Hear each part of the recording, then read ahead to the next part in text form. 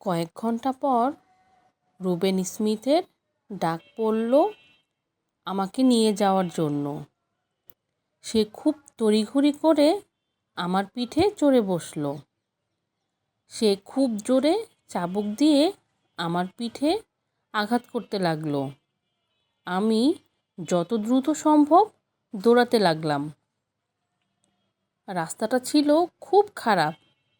রাস্তা ভরা ছিল ক্ষয়ে যাওয়া পাথর। আমি ভাবলাম একটু আস্তে দৌড়াই, কিন্তু চাবুকের বাড়ির ভয়ে আমি জোরে দৌড়াতে থাকলাম। আমার জুতা ভেঙে টুকরো টুকরো হয়ে গেল, আর রাস্তার পাথরগুলো আমার পায়ে বিঁধতে লাগলো। কিছুক্ষণের মধ্যে আমার পা ফেটে রক্ত বের হতে লাগলো, আর প্রচণ্ড ব্যথা করতে লাগলো, অসহ্য রকমের ব্যথা। আমি আর সামনে এগোতে পারলাম না। আমি হাঁটু ভেঙে পড়ে গেলাম। রুবেন স্মিথ পিঠের উপর থেকে উড়ে গিয়ে পাথরের রাস্তার উপর পড়ল, আর সাথে সাথে মাথা ফেটে স্মিথ মারা গেল। কয়েক ঘন্টা পার হয়ে গেল। আমি জিঞ্জারের পায়ের শব্দ শুনতে পেলাম। তার সাথে একটা লোক এসে আমাদেরকে নিয়ে গেল। আমি বারবার বিভিন্ন মানুষের কাছে বিক্রি হলাম। এতে আমি মোটেও খুশি ছিলাম না। এইবার আমাকে জেরি নামের এক ভদ্রলোকের কাছে বিক্রি করে দিল। সে থাকতো শহরে এবং ভাড়াটে ঘোড়ার গাড়ি চালাতো। তার পরিবারের লোকেরাও খুব ভালো আর দয়ালু মনের ছিল।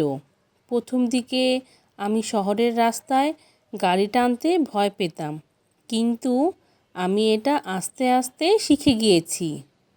জেরি কখনো বন্ধের দিন অর্থাৎ রবিবারে কোনো কাজ করতো না, তাই রবিবার ছিল আমাদের দুজনের ছুটি।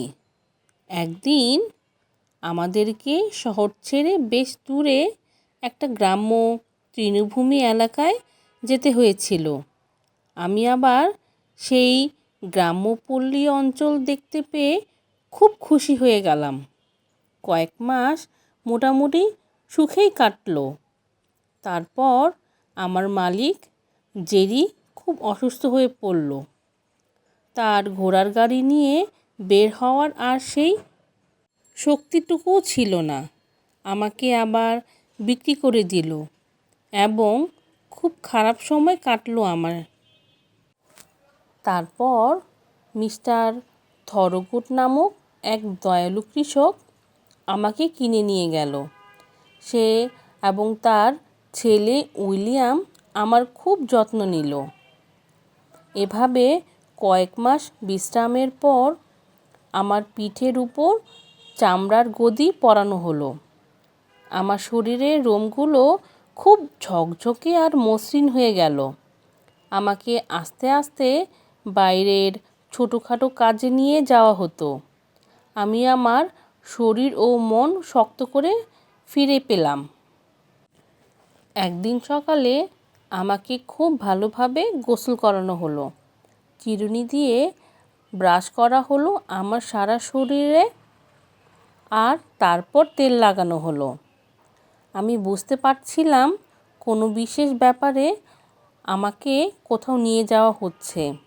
প্রায় 2 মাইলের পথ পাড়ি দেওয়ার পর আমরা খুব সুন্দর একটা বাগান বাড়িতে গেলাম।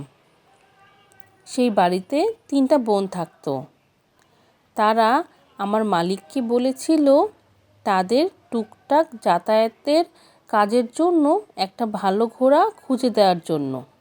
আমাকে এই জন্যই সেখানে নিয়ে যাওয়া হয়েছে।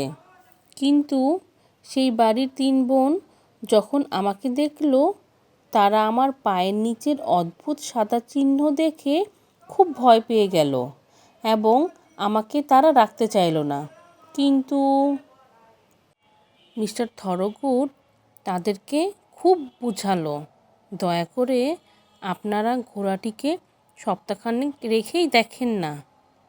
অনেক সুন্দর সুন্দর ঘোড়া লোকে বিক্রি করে ফেলে, কারণ তারা ঠিকমতো দৌড়াতেও পারে না।